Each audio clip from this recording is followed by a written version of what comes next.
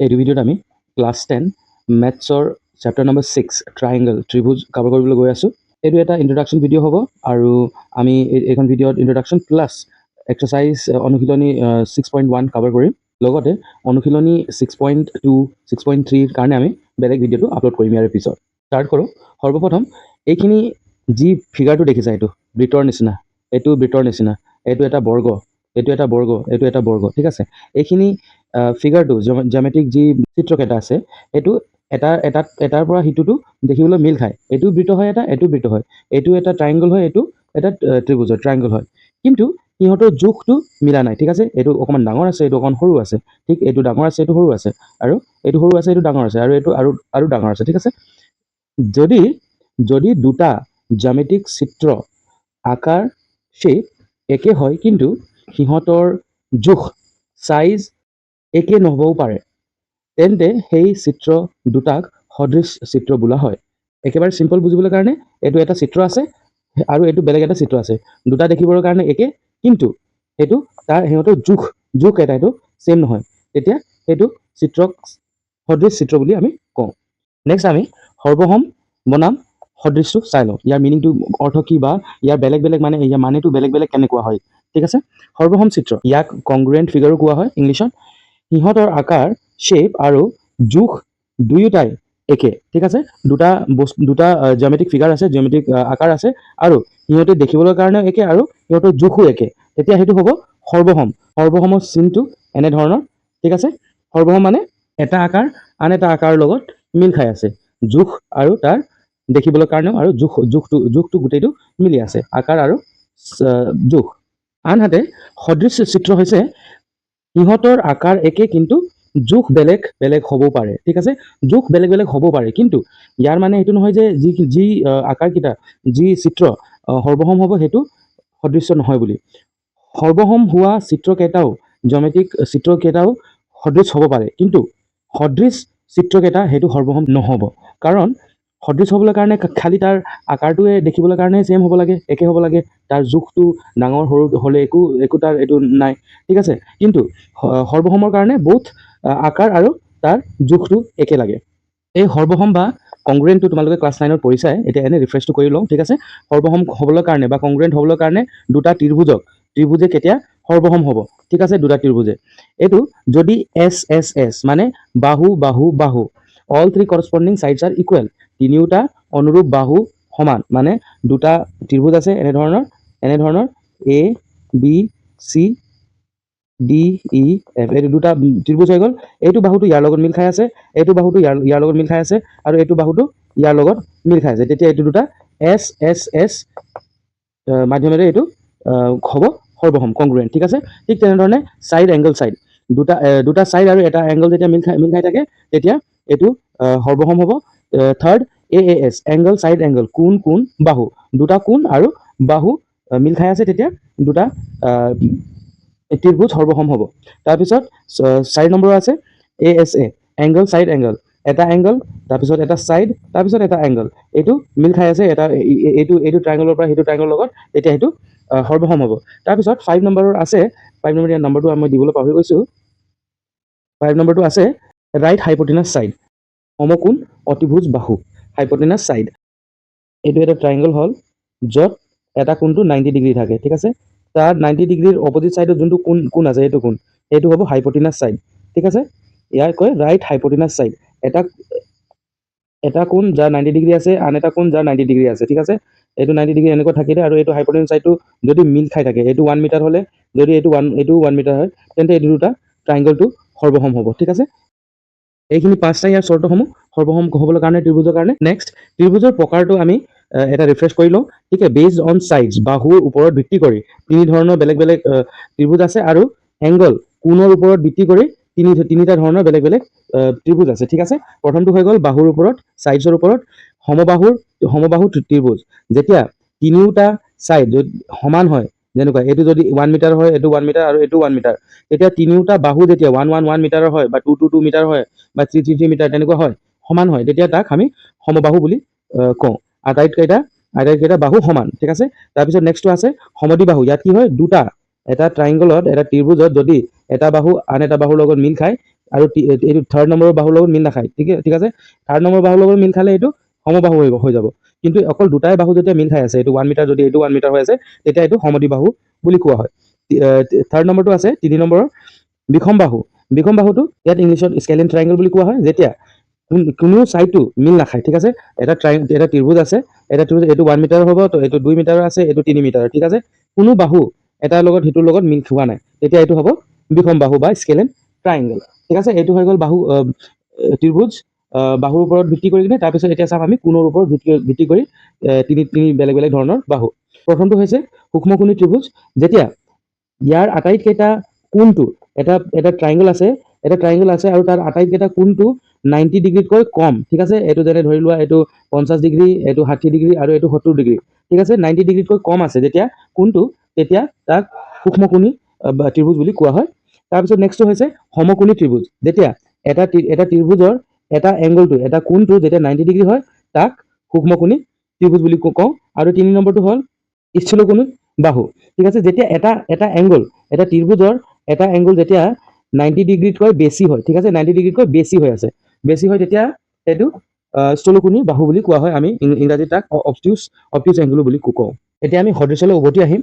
দুটা বহুভুজ যিকোনো ত্ৰিভুজ, চতুৰ্ভুজ বা পঞ্চভুজ তেনেধৰণে যিকোনো এটা হ'ব পাৰে।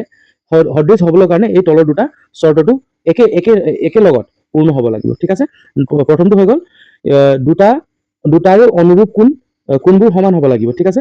যেনেকে এইটো দুটা আমি ট্ৰাইংগল লৈ লৈছো, ইয়াৰ অনুৰূপ কোণটো এইটো হ'ব, ইয়াৰ অনুৰূপ কোণটো এইটো হ'ব, আৰু ইয়াৰ অনুৰূপ কোণটো এইটো হ'ব। তেতিয়া সিহঁতৰ যি কোণবিলাক আছে সেইটো সমান হ'ব লাগিব। আৰু নেক্সটটো আছে দুটাৰ অনুৰূপ বাহুবোৰ একে অনুপাতত থাকিব লাগিব, ঠিক আছে। যদি এইটো দুটা ত্ৰিভুজ হয়, তেতিয়া এইটো আৰু এইটোৰ অনুপাত, এইটো আৰু এইটোৰ অনুপাত, আৰু এইটো আৰু এইটো অনুপাতটো সমান হ'ব লাগিব, তেতিয়া দুটা বহুভুজ হ'ব সদৃশ্য। ইয়াত আমি সদৃশ্যক এক্সাম্পল লৈ কিনে বুজিবলৈ চেষ্টা কৰিম। ইয়াত আমি দুটা ট্ৰাইংগল লৈছোঁ, এ বি আৰু চি, আৰু ইয়াত লৈছোঁ ডি ই এফ।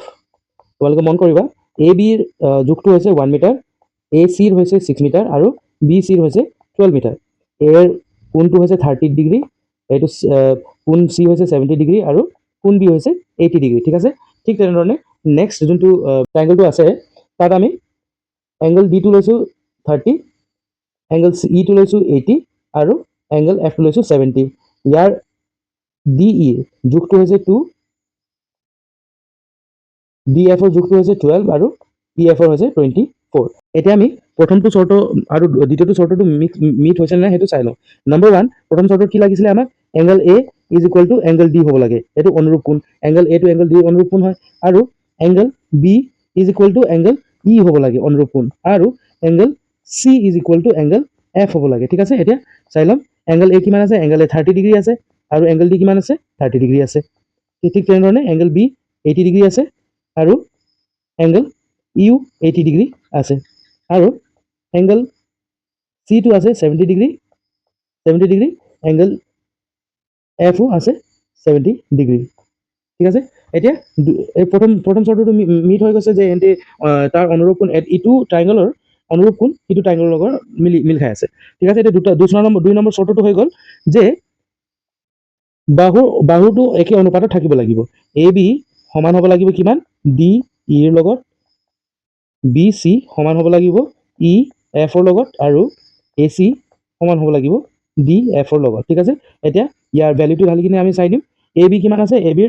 এ বিটো আছে 1 চেণ্টিমিটাৰ। তাৰপিছত ডি ইটো কিমান আছে? ডি ই হ'ল 2 চেণ্টিমিটাৰ। তাৰপিছত বি চি কিমান আছে? বি চি আছে 12, আৰু ই এফ আছে 24।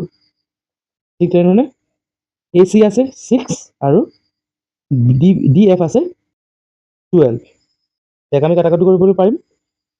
12 এগুণ 12, 12 2 গুণ 24, 6 এগুণ 6, 6 2 গুণ 12। এতিয়া চাবা গোটেইখিনি অনুপাতটো সমান হৈ আছে।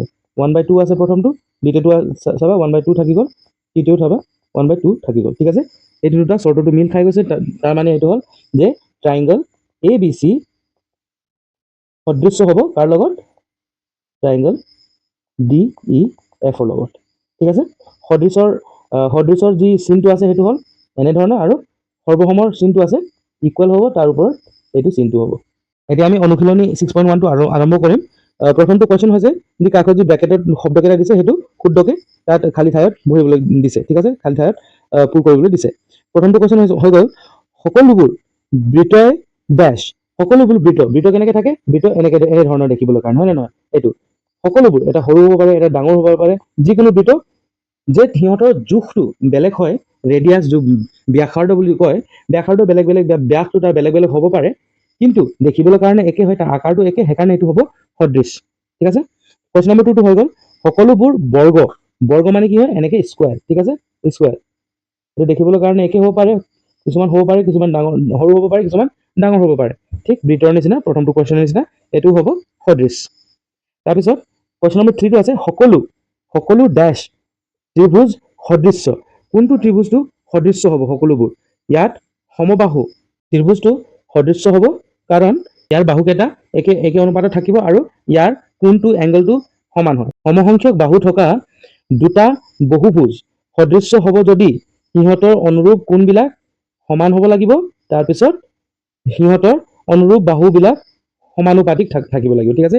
এতিয়া যি আমি দুটা চৰ্তটো পৰিছিলোঁ সেইটোৱে, প্ৰথমটো সমান বহিব, দ্বিতীয়টো বহিব সমানুপাতিক।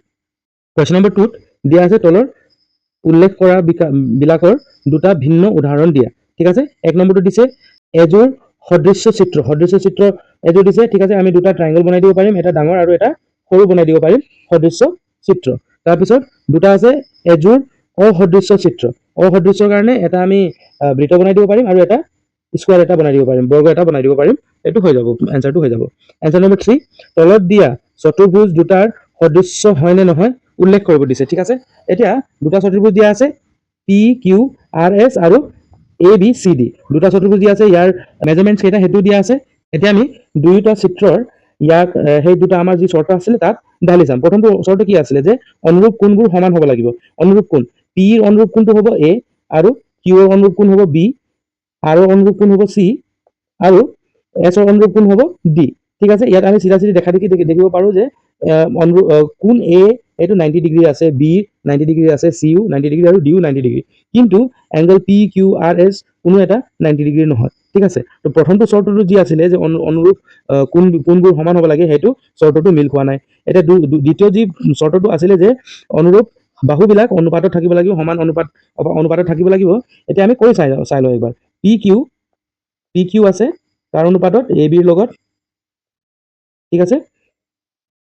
QR আছে BC ৰ লগত আৰু RS আছে CD ৰ লগত আৰু SP আছে DA ৰ লগত। ইয়াক আমি যদি ফৰ্মুলাত ঢালি দিওঁ, ইয়াৰ মানটো বহাই দিওঁ, PQ হৈছে 1.5 আৰু AB হৈছে 3, QR RS SP গোটেইখিনি 1.5 হৈছে।